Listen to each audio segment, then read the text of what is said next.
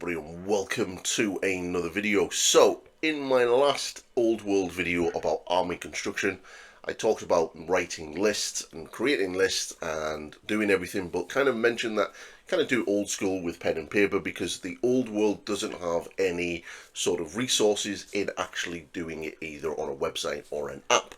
Well, thankfully, a good friend of mine, Pete, after watching my video, pointed me in this direction.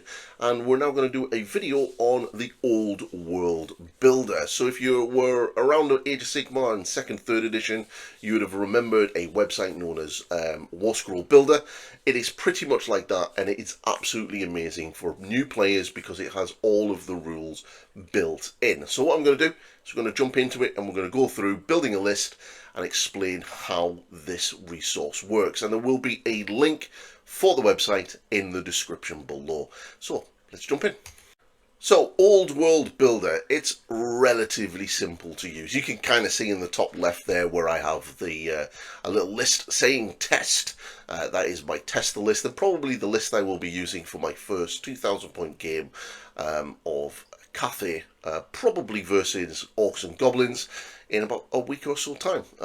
Super excited because it's going to be really good because I'm going to get this on the table. Yes, it's going to be fun. Fun times. Right, so how does this work? So you're gonna go into this screen first, okay? And this is basically where you're going to be building your army. Now you've got a little tab up here where you can, get help, custom databases, news and stuff like that. We don't really need that. All you need is this pot here, or you can import lists. So if you get given a list by somebody, you can import the list and put it into there, and you can basically take the text document and import it straight into the Old World Builder, and then you'll get everything here, which is kind of clever. But we're going to build an entirely new list. So we're going to hit new. So straight away you're going to get given these options. So you've got the Warhammer, the Old World, so you've got your faction, your army composition rules, your points values, and then your name, and then a description if you want. And then hit a little big green button at the bottom where you're going to hit create the list, which is super good. So what we'll do is, obviously, because, I like Cathay, we'll go for Grand Cathay. Where are we? Grand Cathay, right down at the bottom. You do have Chaos Dwarfs if you want to do, and the legacy factions are there as well, which is really, really handy. So it's not just for the official factions by Games Workshop, it is actually by all of the factions. So you do have Dark Elves, Skaven, Vampire Counts, Demons, Ogres, Lizards, and Chaos Dwarfs. For some unknown reason, Grand Cathay are right at the bottom. So you've got that. Then you've got your army composition, which is always going to be a Grand Army. Unless, let's have a little look, we go to Empire Man, then you've got these. Now, these other army compositions will probably be the ones that are dictated to from the Arcane Journals.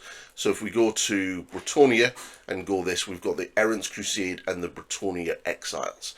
These are the lists that you get in the Arcane Journals, okay? And if you go to the likes of the High Elves, you've got the Trazian Warhost and the Sea Garrison. So if you do have an Arcane Journal, your army composition will be the army, where to find the army. Obviously, Cathay don't have that yet, so we only have the one. Now, army composition rules. Now, these are basically how you're playing the game. So for me, it'll be generally open war.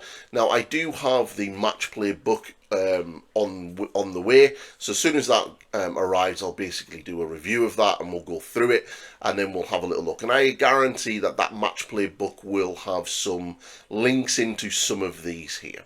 But for now, we're just going to have open war, okay? Points wise, now you can change the points up and down with these little buttons, which is kind of cool, or you can literally just hit the preset points that you want. Obviously 2,500 is a good size game for Warhammer the Old World, but I have seen people go way higher. You can play 3,500 points and get all of the toys on the table, but we're going to go for a 2,000 point list. Now for the name of the list, we're just going to go channel list and description for you peeps. And then what we're going to do is hit create list. So straight away we've got this. Now we can use the little scroll bar side and scroll all the way down, and as you can see, you've got all of it there.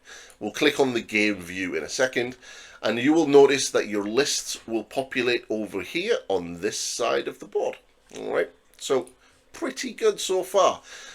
So you can now really see your name of the list and how many points you've spent. Now, where I was talking about your different sort of points limits that you need for your different categories, this does it for you. So it's already saying that your characters up to 1,000 points, core you need 500 points, and it's telling you that you've got 500 points missing, and then your special, your rare, and your mercenaries and your allies are all available there, telling you what your maximum amount of points are. Now if you ever do need to remove a unit, you can just click these little 3 buttons here, and then you can just click on the unit and then click on that, and then it'll tell you where to do it. This is also going to be important at the end when we want to export the file, is to export it using that, or we can duplicate it, have a game view, even print it or delete it entirely, which is kind of handy. So let's start off with our list. So first things first, we're going to need a general. So we're going to add, and then we get all of the options right here. Now even Mao Ying is there, which is kind of awesome. So what we're going to be doing is, let's go for a Shengun Lord. Okay, so we're going to add a Shengun Lord, adds it straight away to the side, reduces the points from your available amount, and then gives you all of the options, which is kind of cool. Now you can see here that you've got a little button at the top which will say if it's going to be your general or not. So if this is going to be your general and you're not going to have any other model like Mao Ying, then just click that button there and that will automatically make that general. Now certain generals will open certain options. So for the Grand Cathay, it's going to allow me later on in my special section to basically bring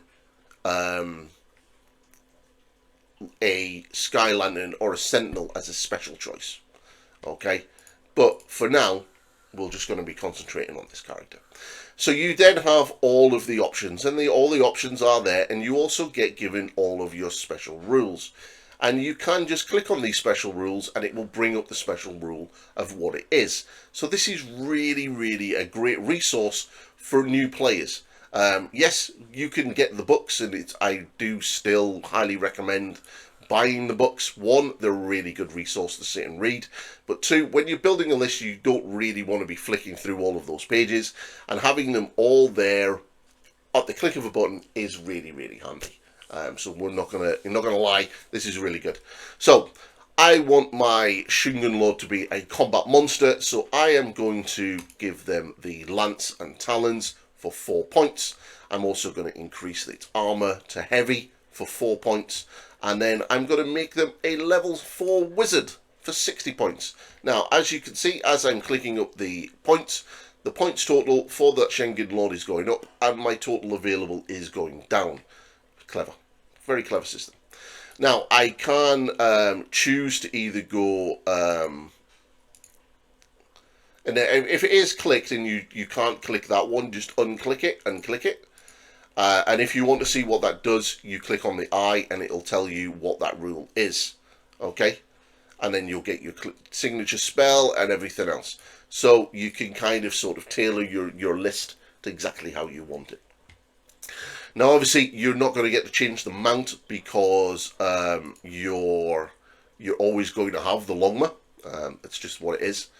And then you get to choose your battle magic, or you get to choose your lore of magic. Now you have four schools. I'm going to do a separate video on the laws of magic later on and going through them. And we're also going to be looking at other things like magical items and stuff like that.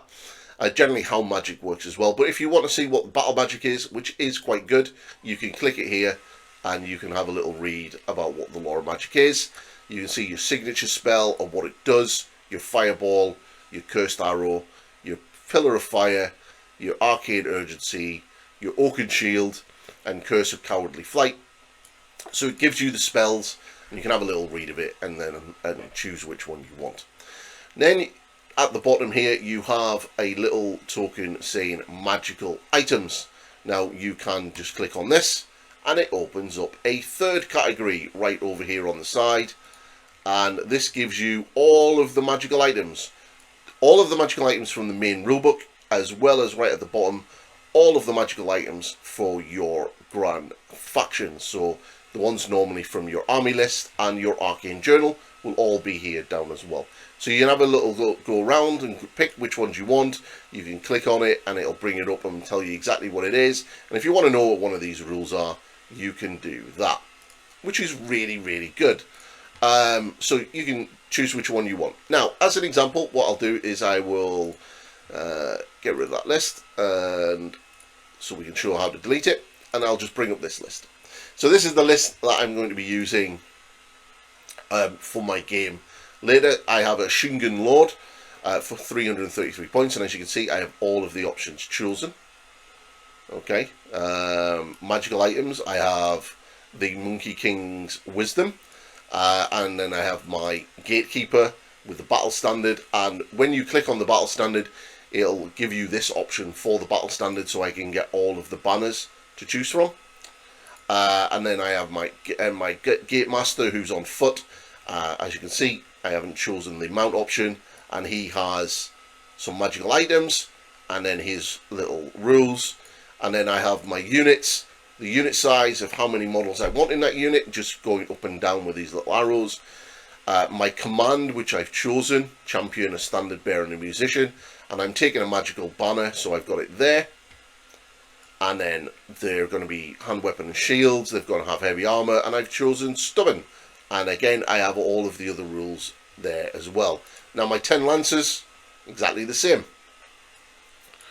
Now even the grand cannons, you get the option for the ogre. Now I could probably say I could probably have the gunpowder bombs, but I didn't choose that. I do have the points for it though, so I can just go click that there if I really wanted to. And then it has all of the other little rules and everything else. The sentinels, I can choose the sentinel and it'll tell me what the sentinel is going to be. Now you're always going to have the hand weapon, you're always going to have the heavy armor. The options, again, if you want to change this, you need to click it and it'll open up all of the options, and then you can click on these to see which each one of the sentinels are, and then you'll be able to choose. And obviously they have a points value associated to them, and then they have all of the rules there for them, which is really kind of handy. And then the Sky Lantern, again, I can have a look at the Sky Lantern, and you can have all of your options. That's not the Sky Lantern. Why am I not looking at the Sky Lantern? Did I click the wrong one? I did. So there's the Sky Lantern, and then I can choose all of the options. Now, obviously, to make this a transport, I would need to have a character here. So I'm available for a character. So what we're going to do is we're going to have a strategist, and we're going to have that strategist there. Now what I'm going to do is just going to keep that strategist there. I'm going to click on the lantern, and it doesn't have the options. I wonder if he has the options of being a mount. Yeah, it does. So if I click on the Sky Lantern, he then has the Sky Lantern options there. Alright, so it's pretty cool, it's pretty self-explanatory, pretty easy to get around if you need it. Now if you want to delete this, click on it, bring it up, and then the 3 dots at the top, just go down to remove, and it removes it from that list. So yeah. But that's the resource. Like I said, I'm going to have a link to this in the description below. It's really, really good, and it's really kind of fun to sort of write lists. And now I've got it, I'm probably going to sit on it a lot and just like write lists. Even write lists for armies that I don't have, because it's quite fun to see what you can come up with. But it's not really going to be good when you start getting your arcane journals and things like that. You can really sort of experiment around. So if you have an idea of, I want an army of 8 lanterns, am I able to do it? Then you know you can work the list out with your 8 lanterns and whatever you want to do. So it's a really great resource to do. You don't have to sit there for ages writing everything out with pen and paper. It's just a click of the button and you can visually bring it up on the screen. Now, one of the things that I did forget to show, which I will show right now, is if you go right to the bottom, or just click these three buttons here and go game view, it will bring up all of your stats and everything else. So you can have everything that you have. So rather than have the army list printed out, if you had a printer, you could just print that sheet out straight away and then have all of your stats, all of your rules, all of your equipment and everything else laid out for you right there and then, which is really, really handy. So yeah, if you want to get out of that, you just click that little button and it brings you to this. So yeah, super good resource. So hopefully any new players, that will help. And if you aren't yet using it and you are an old world vet, then hopefully you know that will become useful to you as well. But yeah, so in the next video for the old world, I'm going to be exploring the legacy factions, which is going to be fun. I am going to be doing a video on the Sky Lantern, but I want to paint this Sky Lantern first because the sub-assemblies are a little bit funky, and I want to work it out how to break it right down for filming, because it is very big. And then I will do that as well, and we'll be looking at a few bits and pieces as well for the old world. But I'm glad you are enjoying the old world content, and I will keep it coming because I am super loving it. And I will get back to you after I've had my first game with the Grand Cathay, and we'll have a little chat about that. And talk about the army itself and how much Pete has done me over, and things that I would like to change or experiment and do with, and what I think of the faction as a whole. And it's going to be super good. Okay, so if you like what I'm doing, please like, subscribe and share, but most importantly it is to hit that subscribe button. There's about 72% of you who have yet to subscribe, of my viewers, so it would be great if you are viewing my content, if you do hit that subscribe button. And if you want to be up to date with all of my future videos, just make sure you ring that bell. And you can support me in other ways if you want. There's a members area and a Patreon there. Feel free to do so if you do want to. And I will see you all in the next video. Bye bye.